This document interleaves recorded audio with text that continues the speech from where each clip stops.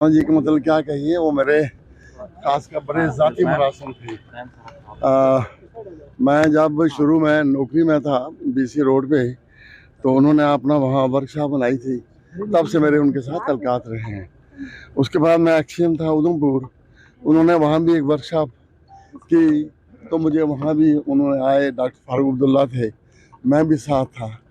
फिर जब मैं एक्सचेंज कठुआ था, तो मुझे 2-3 दफ़ा इन्होंने दावत पे पठानकोट जो इनका है वहाँ पे बुलाया। तो इतने, क्योंकि इनके जो बड़े भाई थे सतेंद्र सिंह राणा जी, वो मेरे साथ काम किया करते थे, तो मेरे बड़े ज़ाती मरासम थे। लेकिन चलिए, ये एक लामतनाई सिलसिला है, लोग आते हैं चले जाते हैं, लेकिन बड़ी बात ये है कि अगर कोई आदमी नकूश छोड़ के जाए, वो बड़ी बात है।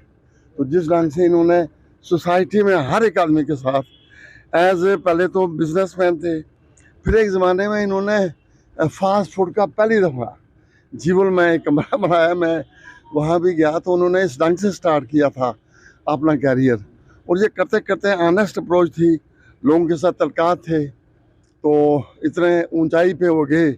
अब चाहे बिजनेस की बात करें, चाहे पॉलिटिक्स की बात करें, चाहे लोगों के सोशल तल्कात की बात करें, तो मैं कहता हूँ हमने एक बड़ा नुकसान हुआ है, खासकर हमारे जम्मू के लोगों का उनके जाने से। अगर आप कहते हैं पॉलिटिक्स की बात करते हैं, वो जब नेशनल कॉन्फ्रेंस में थे, मेंबर असेंबली बने, उसके बाद एडवाइजर बन गए तब के चीफ मिनिस्टर साहब के, तो उनमें तो खूबियाँ तो थी एज ए पॉलिटिशियन, और उन्हें वो जोर वहाँ भी करके दिखाए।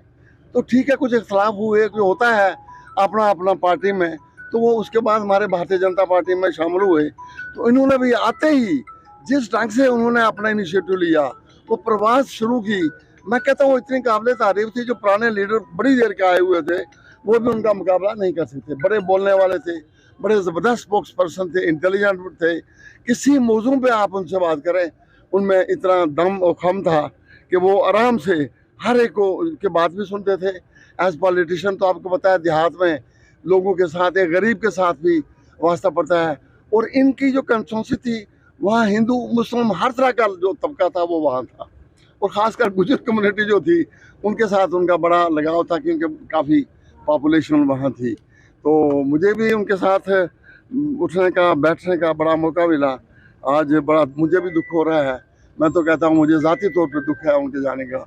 अब क्या कह सकते हैं, मालिक है, रेस्ट उनका जो सोल है वो पीस में रहे। तो श्रीमान देवेंद्र सिंह राणा साहब जम्मू कश्मीर के एक बहुत बड़े पॉलिटिकल स्टालवर्ट के रूप में जाने जाते थे।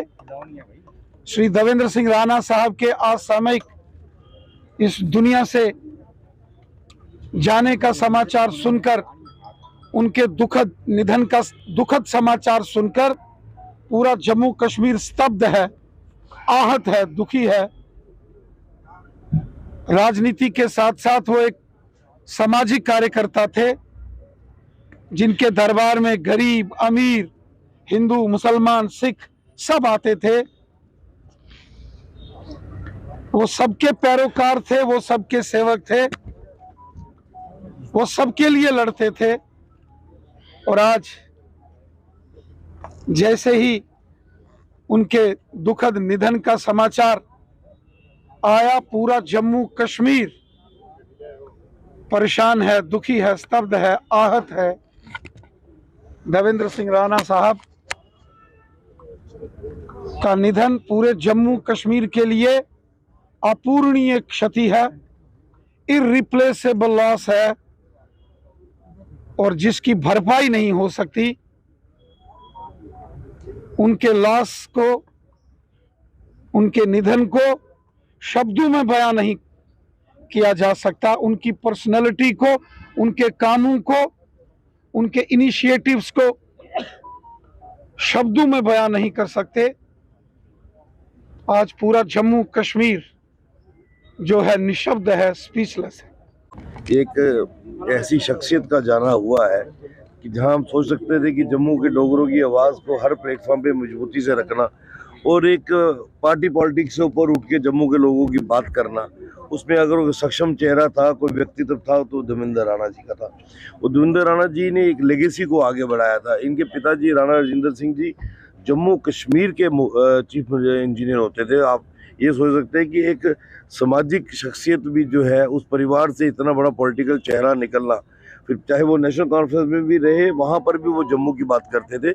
और मेरा इस परिवार के साथ एक पारिवारिक रिश्ता है। इनके पिताजी हमारे पिताजी के साथ बड़े करीबी संबंध रहे हैं। हमने इनके सामने ही ग्रो किया है, और ये तो हमारे लिए बड़ा फॉर्चुनेट था कि जब इन्होंने भारतीय जनता पार्टी में शामिल हुए तो भारतीय जनता पार्टी में भी हम साथ हाथ मिला के चले हैं।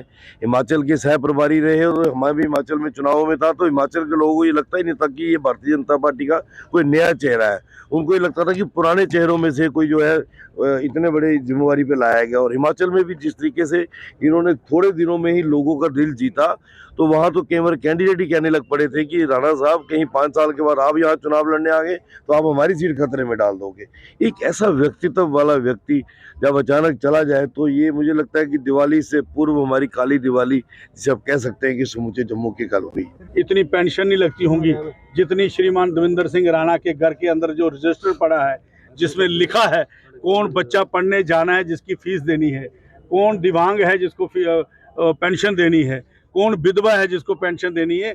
ये बातें जम्मू कश्मीर के अंदर नहीं, मैं समझता हूँ कि हिंदुस्तान में किसी नेता के अंदर नहीं है कि जिसके अंदर ऐसी कुव्वत हो कि वो सबको लेकर के चले।